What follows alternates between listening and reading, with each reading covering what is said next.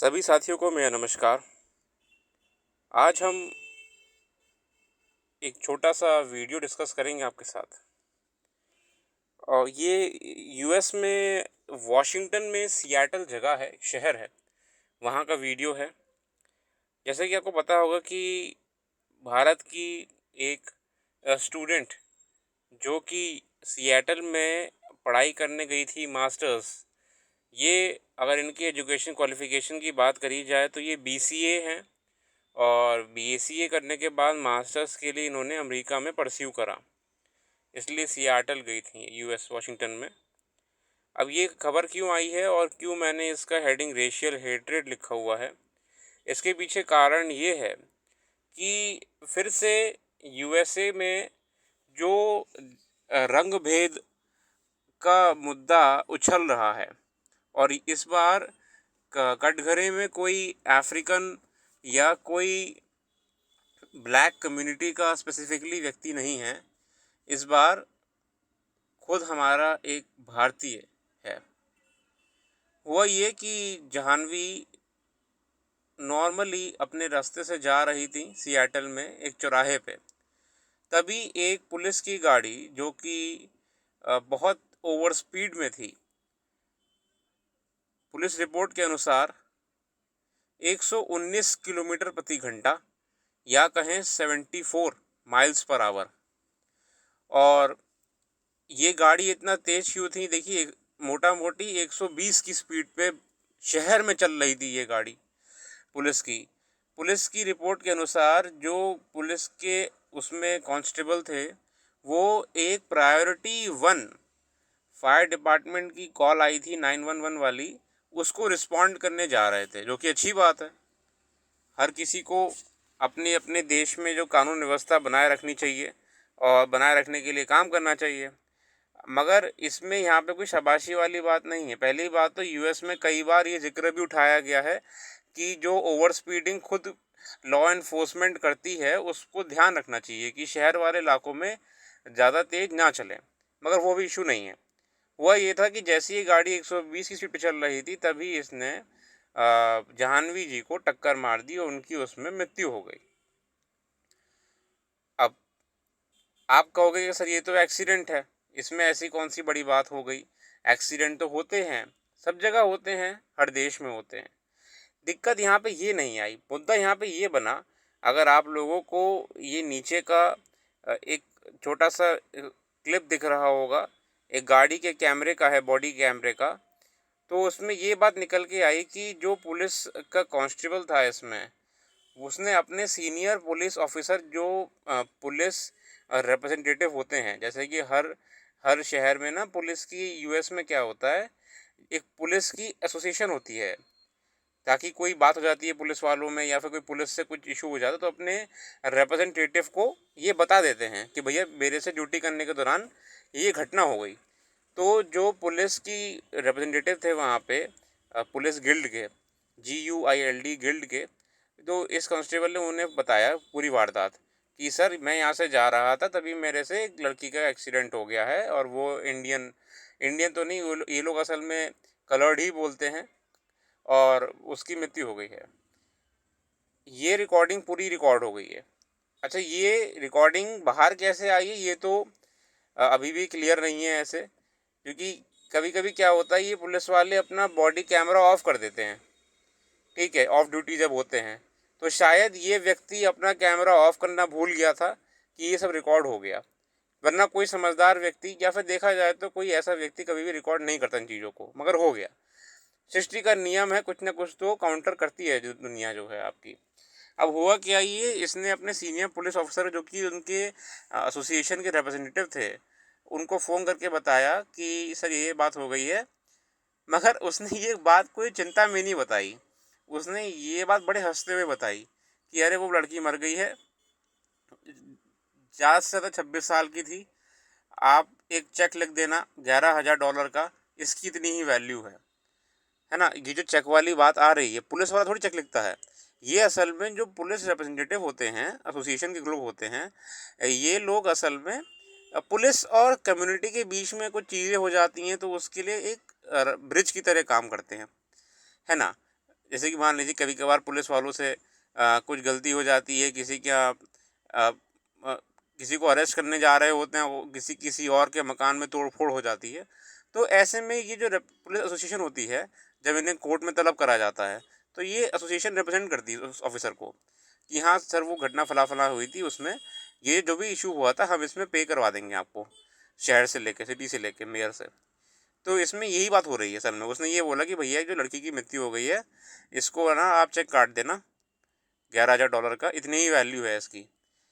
देखिए वैसे भी अगर ये नहीं बोलता तो पुलिस एसोसिएशन गार्जियंस को तलब करती कि ये जो घटना हुई थी XYZ, इसमें हमारी गलती थी और हम इसमें आप लोगों को कोई कंपनसेशन पे करना चाहते हैं। ये नेचुरली भी होता, ठीक है, ये नॉर्मली भी होता ये वाली चीज़।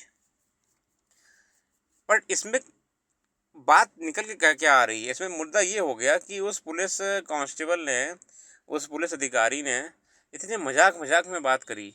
इतना इतना आप वीडियो देखिएगा, मैं इसको डालूंगा।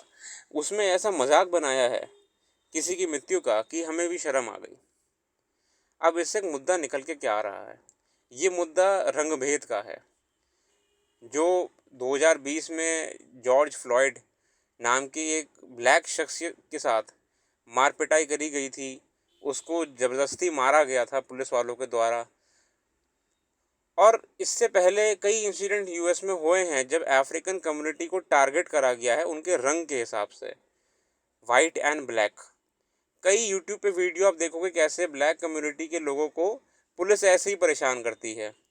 कुछ तो यूट्यूब पे वीडियो ऐसी भी हैं जिसमें कोई ब्लैक व्यक्ति रेस्टोरेंट में खाना खा रहा है और तभी पुलिस वाले आके उसको ज़बरदस्ती पूछताछ करने लग गए कि खड़े हो जाओ, तुम कौन हो, क्या करते हो। तो उसने बोला मैं तो खाना खा रहा हूँ, इसमें दिक्कत क्या है। तभी पुलिस वाले ने बोला हमारे को रिपोर्ट मिली है कि एक शख्सियत तुम्हारे जैसे दिखने में है, वो कुछ गड़बड़ काम कर रहा था, हम उसे अरेस्ट करने के लिए आ रहे थे, हमें लगा तुम ही हो वो। तो ब्लैक व्यक्ति बोलता है कि अरे नहीं, कोई आपके पास कोई पक्का वारंट है, कोई आपके पास आईडी प्रूफ है कि मैं ही हूँ व्यक्ति वो। तब वो पुलिस वाला बोलता है नहीं हमारे पास कोई नहीं है, मगर हम देख लेंगे, चलो मेरे साथ, तुम थाने चलो। ये मतलब देखिए कितना रंग भेद, कितना ब्लैक कम्युनिटी के खिलाफ इनकी मन में कचरा भरा हुआ है। हालांकि जैसे ही वो उसे अरेस्ट करने लगते हैं तो वो ब्लैक व्यक्ति का बोलता है कि एक काम करो, मेरी ज़रा वॉलेट से आईडी निकाल लो। तो वो पुलिस वाला बोलता है वो हम थाने में ही निकालेंगे। फिर बोलता है नहीं आप मेरी आईडी निकालो। पता लगता है कि वो FBI का एजेंट निकलता है। और फिर वो इतनी भयंकर क्लास लगाता है उनकी कि मैं आपके कम्युनिटी रिप्रेजेंटेटिव के खिलाफ लिखूंगा, तमाम चीज़ें करूंगा। ऐसे इंसिडेंट यूएस में बहुत कॉमन होते जा रहे हैं जिसमें सिर्फ कलर्ड कम्युनिटी को टारगेट करा जाता है, रेशियल हेट्रेड फैलाया जाता है। जॉर्ज फ्लॉयड की घटना के बाद ये उम्मीद की गई कि यूएस में अब जो है पुलिस वाले भी संभल के रहेंगे, ज़बरदस्ती ब्लैक कम्युनिटी को टारगेट नहीं करेंगे। मगर आपको पता है 2021 में ठीक एक साल बाद क्या हुआ, 11.6% का फिर से ग्रोथ दिखा क्राइम में। मतलब 11% का और उछाल हुआ उन केसेस में जिसमें यूएस के पुलिस ऑफिसर्स रेशियल हेट्रेड के अंतर्गत जबरदस्ती कार्रवाइयां करने लगे थे। है ना, कोई ब्लैक व्यक्ति गाड़ी चला रहा है, जबरदस्ती रोक लिया, जबरदस्ती उसकी आईडी चेक कर रहे हैं, भले उसने स्पीडिंग नहीं करी, उसने कुछ नहीं करा, वो जबरदस्ती फंसा रहे हैं। 11% केस बिल्कुल उछाल दिखा रेशियल कम्युनिटी के खिलाफ। तो हम जिन देशों को डेवलप्ड कहते हैं, जिन देशों को हम इतना एडवांस कहते हैं, हकीकत में साथियों स्थितियां बहुत ख़राब है वहाँ पे। हम जिन्हें पढ़ा लिखा कहते हैं, कानून व्यवस्था ऐसे मामलों में बिल्कुल तार तार दिखती है। इवन खुद जो वहाँ पे अफ्रीकन अमेरिकन कम्युनिटी के लीडर्स हैं यूएस में, उन्होंने जब ये घटना देखी जाह्नवी कंडूला जी की जो हुई थी, तो बहुत इसके बारे में मेयर को तलब करा है, वहाँ के पुलिस चीफ को बात करी कि सर ये कितना गलत चीज़ है। और ख़ुद जो पुलिस एसोसिएशन ने जवाब दिया उसमें उन्होंने माना है कि हाँ ये बहुत ही शर्मनाक चीज़ है। अब मैं इसमें कंक्लूड करूँगा कि देखिए रेशियल वायलेंस होना बिल्कुल गलत है।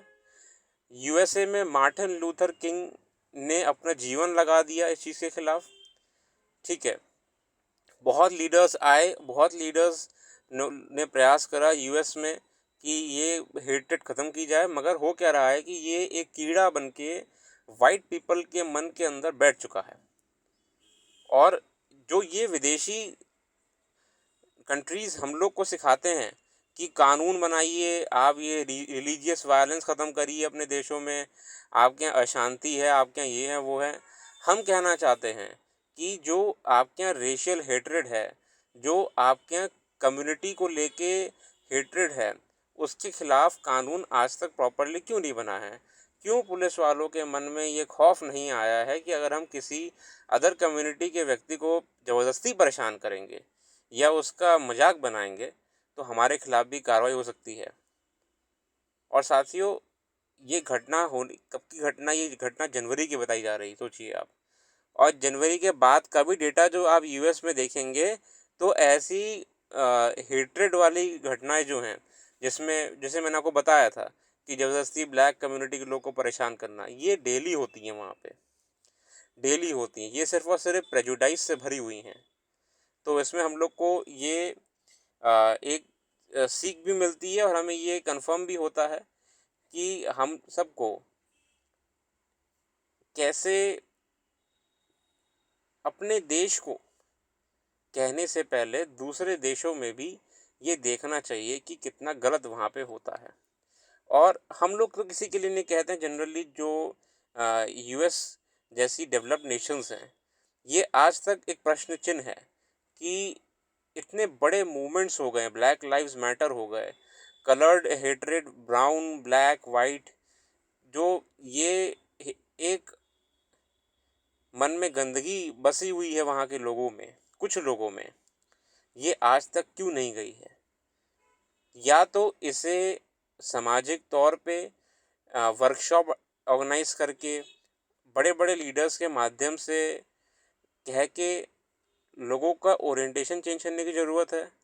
और अगर ऐसे ओरिएंटेशन चेंज नहीं हो रहा है तो बिल्कुल सरकारों को ऐसे कानून लाने चाहिए जिसमें एंटी हरासमेंट लॉज होने चाहिए, जो कि कलर्ड लोगों के खिलाफ जो हरासमेंट होती है उसको रोका जाए। बाकी जैसे रिसेंट रिपोर्ट्स आई हैं, इस घटना में जितने भी पुलिस अधिकारी संबंधित थे उन सब पे इंक्वायरी चल रही है। ऑफिशियली तो अभी पुष्टि नहीं हुई है, मगर हाँ, जो सियाटल पुलिस डिपार्टमेंट है उसने भी इस चीज़ को एग्री करा है कि हाँ, ये चीज़ जो है गलत हुई थी और इस पे एक्शन लिया जा रहा है। बाकी मैं इतना ही कहना चाहता हूँ कंक्लूजन में कि हमें ध्यान रखना है कि रेशियल हेट्रेड और ये वेस्टर्न कंट्रीज़ में बहुत ज़्यादा है। बाकी जाह्नवी जी के साथ हमारा सभी भारतवासियों का श्रद्धांजलि है और हम चाहते हैं कि इतना इंटरनेशनल प्रेशर बनाया जाए यूएस पे कि आगे जाके इंडियन क्या किसी भी कम्युनिटी के व्यक्ति के साथ या किसी भी स्टूडेंट के साथ ऐसा ना हो। और मेरा मतलब यहाँ पे कानून ओवर स्पीडिंग को लेके नहीं है कि ओवर स्पीडिंग के लिए कानून बनाया जाए। मेरा मतलब यहाँ पे रेशियल हेट्रेड को कम करने के लेके है। बाकी अपना कीमती समय देने के लिए बहुत बहुत धन्यवाद। आपका दिन शुभ हो।